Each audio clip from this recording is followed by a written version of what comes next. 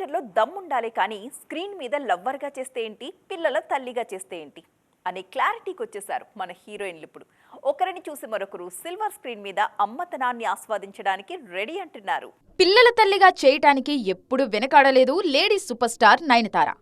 ఆమె బాలీవుడ్ ఎంట్రీ జవాన్లోనూ ధైర్యంగా ఓ పాపకు తల్లిగా నటించారు. రీసెంట్గా రిలీజ్ అయిన గ్లిమ్స్ రాక్కాయిలోనూ తల్లిగా మెప్పించారు.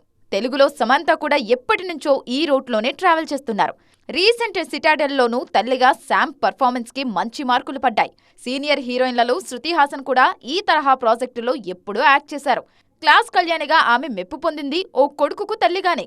త్రిషను లియోలో చూసిన వారు అదేంటి అంత పెద్ద పిల్లలకు తల్లిగా చేయడానికి ఆమె ఎలా ఒప్పుకున్నారు అని వండర్ అయ్యారు. విజయ్, త్రిష పేర్ తల్లిదండ్రులుగా సూపర్బ్ అంటూ ప్రశంసలు అందుకుంది.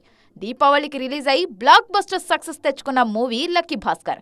ఈ సినిమాలో మీనాక్షి చౌదరి కూడా ఓ అబ్బాయికి తల్లిగా నటించి మెప్పించారు. కథలో దమ్ముంటే హీరోయిన్కి పిల్లలున్నా లేకున్నా ఆడియన్స్ దగ్గర మైనస్ మార్కులేం పడవు. పైపెచ్చు మంచి పర్ఫార్మర్ అనే పేరుతో దూసుకుపోవచ్చనే ధీమాతో ఈ తరహా రోల్స్కి ఓకే చెప్పేస్తున్నారు మన